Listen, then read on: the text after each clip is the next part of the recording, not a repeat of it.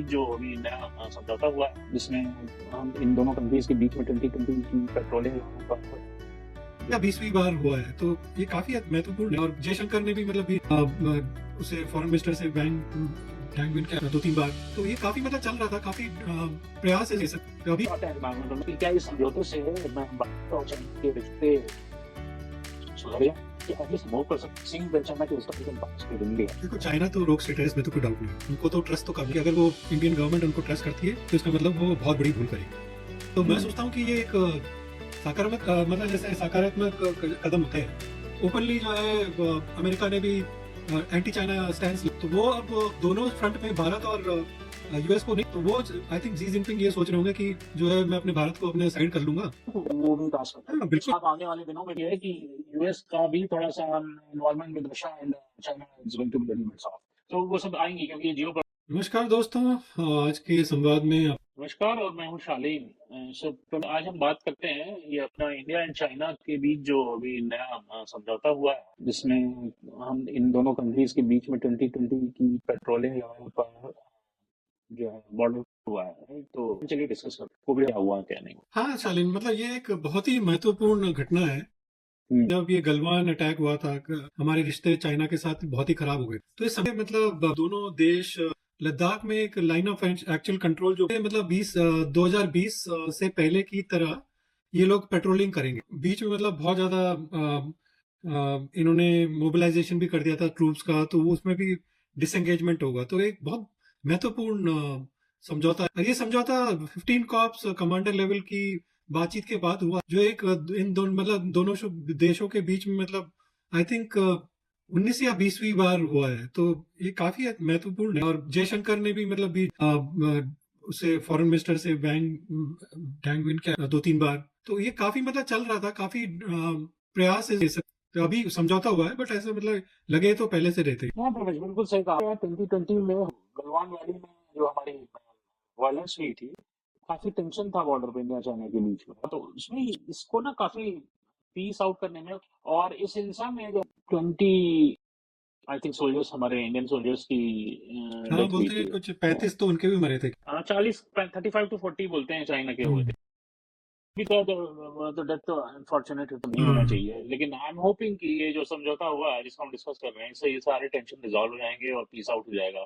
तो अब ये क्या है, एक चीज और है प्रमेश, देखो करंट इंडियन गवर्नमेंट जो है हमारी, उसकी एक डिप्लोमेटिक विक्ट्री के बाद। तो शालीन, एक तरह से मतलब मोदी सरकार के लिए एक बड़ी उपलब्धि तो है ही, इसमें कोई डाउट नहीं है। बिल्कुल उन्होंने मतलब डिप्लोमेसी के इस्तेमाल करके इस मुद्दे को सुलझाया है, तो विच इज वेरी मतलब बहुत प्रशंसनीय है ये। तो प्रधानमंत्री ने भी मतलब पर्सनली जी जिनपिंग से बात करी है, G20 में भी। और इस समझौते के मतलब कारण जो है मतलब काफी पहले से प्रयास चल रहे थे ना। लेकिन दूसरी तरफ ये सिर्फ एक शुरुआत है। अभी भी मतलब एक कई मुद्दे हैं जो मतलब होने में मतलब हाल ही में मतलब आए हैं और अभी भी बाकी हैं। जैसे कि डेप्सांग प्लेन्स और डेमचौक और डेप्सांग में मतलब इन्होंने समझौता तो किया है, बट अब ये कितना उसका वाइटल है, नेक्स्ट मतलब आई थिंक 7 से 10 दिन में पता चलेगा कि एग्जैक्टली है क्या। इन्होंने अनाउंस तो कर दिया है कि हम लोग करेंगे और ये सब, बट उसका एग्जैक्टली डिटेल्स जो है ना वो अभी आएंगे बाहर। हाँ प्रमेश, और देखिए एक क्वेश्चन और आता है दिमाग में कि क्या इस समझौते से भारत और चाइना के रिश्ते सुधर जाए कि एटलीस्ट मूव कर सकते, सीइंग द चाइना के हिस्टोरिकल पास्ट विद इंडिया। देखो, चाइना तो रोक स्टेट है, इसमें तो कोई डाउट नहीं है। उनको तो ट्रस्ट तो कम, कि अगर वो इंडियन गवर्नमेंट उनको ट्रस्ट करती है तो इसका मतलब वो बहुत बड़ी भूल करेगी। तो मैं सोचता हूँ कि ये एक सकारात्मक मतलब जैसे सकारात्मक कदम होते हैं, लेकिन हमें मतलब ज्यादा उम्मीद नहीं।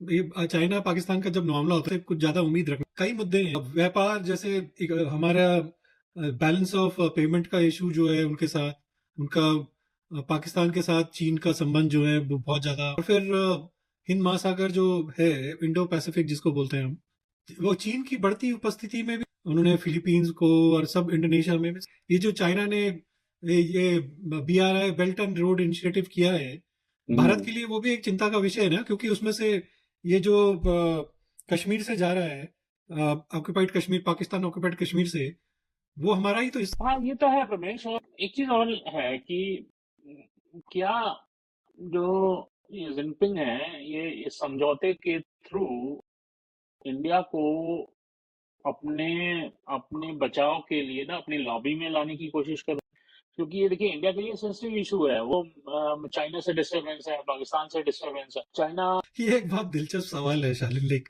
मुझे लगता है कि इस फैसले के पीछे कई कारण है। मतलब हम्म। एक तो यह है कि चीन को एहसास हो गया है कि भारत अब पहले जैसा नहीं रहा है और उसे सीरियसली एक्चुअली जी जिनपिंग ने सबसे बड़ी भूल की है। उन्होंने मतलब जो इंडिया को मतलब गलवान में उन्हें लगा ये मतलब मैं अपना सलामी स्लाइसिंग चालू रखूंगा और ये कुछ कहेंगे ही नहीं।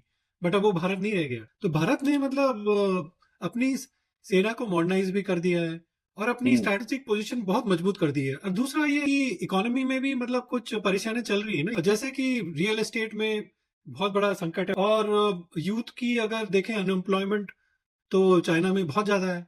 तो शायद ये मतलब ये सब भारत के लिए साथ व्यापार बढ़ाना चाहते हैं, क्योंकि उनको पता है कि भारत मतलब उनके लिए बहुत महत्वपूर्ण है। दुनिया में सबसे बड़ी हुई बढ़ती हुई अर्थव्यवस्था भी है ना, तो भारत को डेफिनेटली वो मतलब अपनी साइड में। और अभी तो ओपनली जो है अमेरिका ने भी एंटी चाइना स्टैंड ले, तो वो अब दोनों फ्रंट में भारत और यूएस को तो वो आई थिंक जी जिनपिंग ये सोच रहे होंगे कि जो है मैं अपने भारत को अपने साइड कर लूंगा, तो यूएस के साथ फिर मैं अपना समझौता कर लूंगा और रशिया तो मेरी जेब में है ही। अब इसमें ना थोड़ा सा अभी ये ब्रिक्स वाली चीज को भी इंसर्ट करने की जरूरत है। अभी ब्रिक्स का जो अभी रिसेंट हुआ है हमारे इंडिया में कल, तो पुतिन का बहुत ज्यादा इन्वॉल्वमेंट है। तो रीजन मैं कह रहा हूँ कि ये इसको देखने की जरूरत है। कि मुझे जो लगता है कि ये जो एक इधर अनदर लॉबी बन गई है ना हमारी एशिया पैसिफिक वाली, जिसमें हमारा यूएस है, यूके, इंडिया है, ये सब कंट्रीज है ना। क्या नाम था उसका, वो समझौता अभी रिसेंट हुआ था। क्या ब्राजील? नहीं नहीं नहीं, ब्राजील ब्राजील से आधी कंट्री है ना जो साउथ पैसिफिक। ये आसियान का? नहीं नहीं, ये अपना यूएस, इंडिया, यूरोपियन कंट्री, इन सब ने अच्छा, वो आईपैक। आई पाया किया। तो अब जापान जापान सारे लोग, तो इसमें क्या है, चाइना लेफ्ट आउट है, हाँ। रशिया लेफ्ट आउट है। तो एक अनदर पावर हब हो रहा है।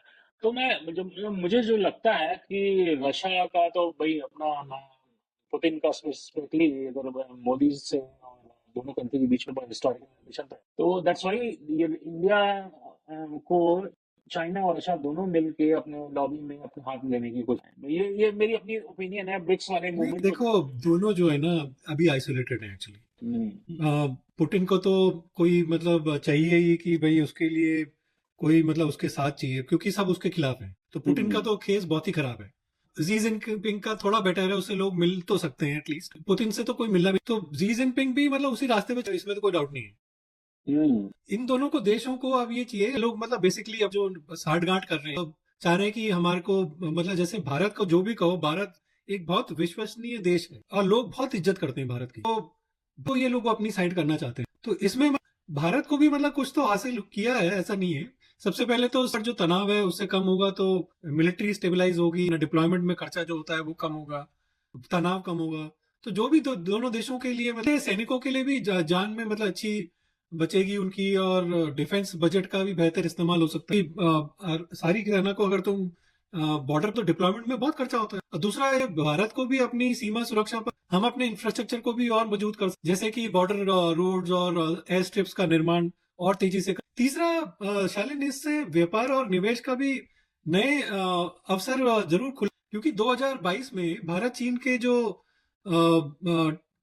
वो था ना द्विपक्षीय वार्ता जो थी, और जो व्यापार जो इनके बाद हुआ था, जो तो अगर तुम बात करो दोनों के देशों की व्यापार की, कुछ $136 बिलियन है दोनों के बीच में। और ये मेजोरिटी मतलब बैलेंस ऑफ पेमेंट जो इनका बैलेंस ऑफ ट्रेड जो है ना, ट्रेड बैलेंस जो है वो इसकी तरफ है, चाइना की तरफ बहुत। तो ये एक मतलब इंडिया के लिए प्रॉब्लम है, बट मतलब और चीजें आएंगी और चाइनीज कंपनीज आएंगी, और इंडिया ने तो पूरा अपना फोकस कर दिया ना, उनका एप्स बैन कर दिए, व्यापार बंद करे, तो ये चाइना को भी बहुत फर्क पड़ेगा। वो तो है प्रवेश। एक चीज ये भी है ना कि जो हमारे जो रीजनल डायनामिक्स है, इस पे इसका क्या असर पड़ने वाला है, जो हमारा रीजन है, मतलब इंडिया के सराउंडिंग जो रीजन है। मतलब जो रीजन है इसमें डायनेमिक्स में गहरा असर पड़ेगा। पहली बात तो ये है कि भारत चीन के रिश्ते सुधर, और मुझे फिर लगता जो भी है मतलब अगर इससे समझौता होता है तो डेफिनेटली मतलब उसका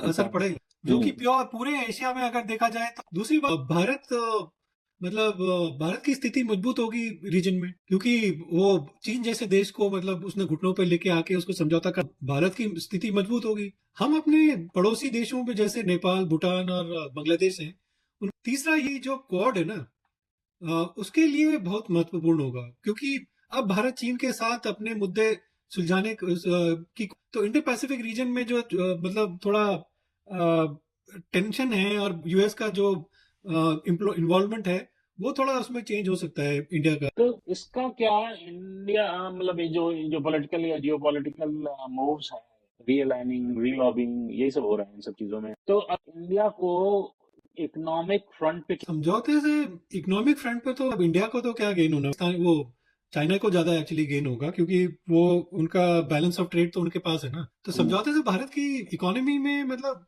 फायदा हो सकता है, मतलब चीन की जैसे साथ व्यापार करेंगे, सस्ती चीजें आएंगी, उस हिसाब से इंडिया को मतलब सस्ती चीजें मिलेंगी, जो कि भारत के हमारी आईटी कंपनीज में फार्मा सेक्टर्स है, सर्विस सेक्टर्स है, इंडस्ट्रीज है, जो चाइना में नए अवसर ढूंढ सकती है। लेकिन हम मतलब हमें सावधान रहना है बहुत, शालीन, हमें मतलब इससे थोड़ा सबक लेना है एक्चुअली हिस्ट्री से, और अपने हम्म, रक्षा को और मतलब अपने डिफेंस, हमें अपने लोकल इंडस्ट्रीज को भी प्रोटेक्ट करना होगा। जैसे मेक इन इंडिया, ये सब जो है इनिशिएटिव्स हैं, इनको मजबूत करना होगा, क्योंकि चाइना तो फ्लड कर देगा है उसको तो, वो तो मतलब ये ट्रेड में क्या बोलते हैं उसको,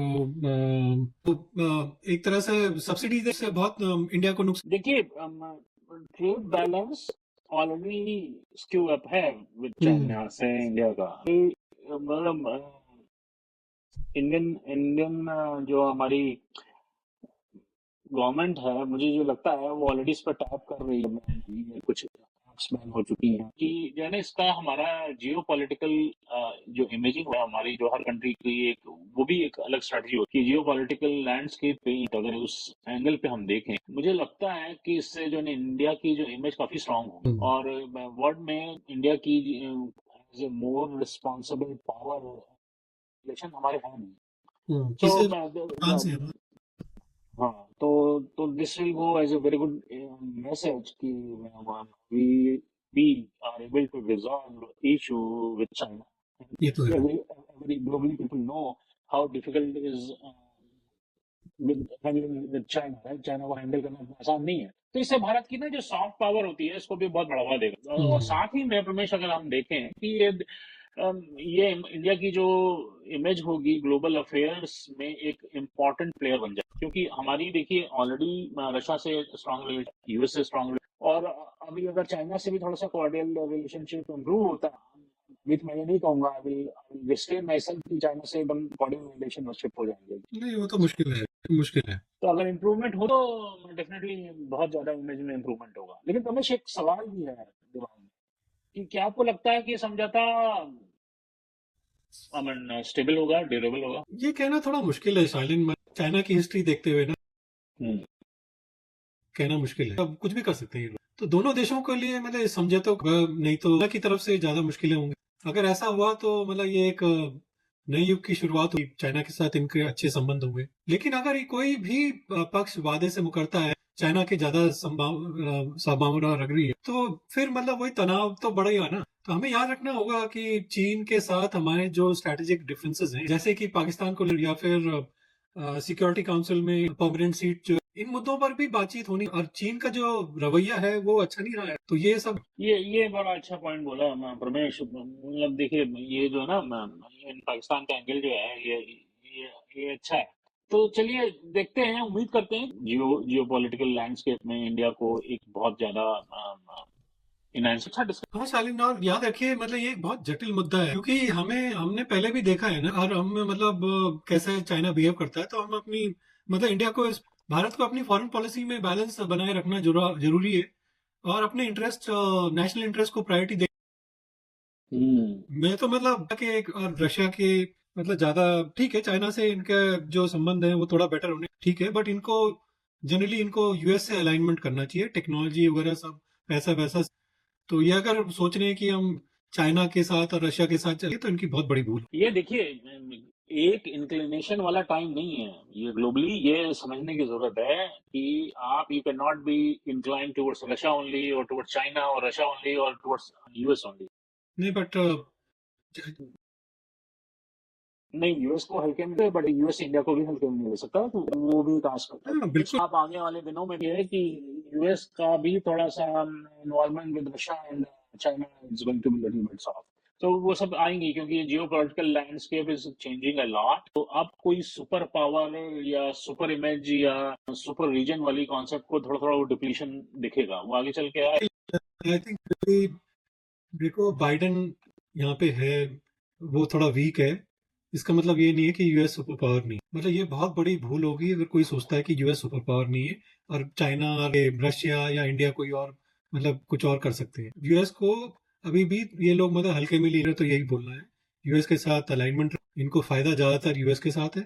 सारा तुम्हारा ट्रेड बैलेंस जो है वो सिर्फ यूएस के साथ अच्छा है। तुम अगर तुम उसमें और अच्छा करोगे तो तुम्हें और अच्छा फिर ट्रेड बैलेंस मिलेगा। तो ये सब इनको देखना चाहिए। खैर देख ही रहा हूँ, बात कर रहे हैं ये लोग तो मतलब एक्सपर्ट्स हैं, डेफिनेटली देख ही रहा हूँ। नहीं नहीं, एक्सट्रीम कॉन्सेप्ट नहीं होगा। जो कह रहा हूँ मैं, ये नहीं कह रहा कि यूएस से टाई अप खत्म हो जाएगा। देखिए, टाइम जो है वो किसी भी कंट्री की, और ये तो इंडिया का यूएस से भी टाई अप रहेगा, चाइना से भी इम्प्रूव करने की कोशिश कर रहे हैं, रशिया से तो बहुत स्ट्रॉन्ग, उस चीज को समझने की। तो अब हाँ वो वही टाइम चला नहीं गया कि पहले जैसे इंडिया था सिर्फ रशिया रशिया का, नहीं राइट। नहीं, नहीं, वो तो चला हाँ, गया। तो वो मैं वो रशिया कह रहा हूँ। तो तो इनको रशिया कर हाँ, तो वो चीज नहीं है। सकता तिल के अलावा, और तो वो तो कहीं बेसिकली से भी खरीद सकते हैं ये लोग। nine geopolitics है, वो ट्रांजैक्शन बेस्ड होता है। That's we need to understand. Country is also understanding this. That's how things really is. ये जो नई गवर्नमेंट है, इन्होंने सबसे बिगेस्ट जो चेंज किया वो ट्रांजैक्शन बेस्ड जियोपॉलिटिकल स्ट्रेटजी है। Anyway, हम लोग इस तरह के नई रिसर्च के साथ हम और भी डिस्कस करते रहेंगे, अपना संवाद करते रहेंगे, और उम्मीद है कि आपको ये एपिसोड पसंद आए। और आप अपने फीडबैक और आप अपने क्वेश्चन हमारे साथ शेयर करें थ्रू कमेंट्स, कि हम definitely we will be happy to answer you. और आपको लगता है कि किसी नए टॉपिक पे वो भी शेयर करिए कमेंट के थ्रू, रिसर्च और अपनी एनालिसिस। अगली बार फिर मिलेंगे एक नए मुद्दे के साथ। तब तक के लिए अपना ख्याल रखिए और देश की प्रगति में अपना योगदान देते रहिए। आपसे फिर मिलेंगे, तब तक के लिए।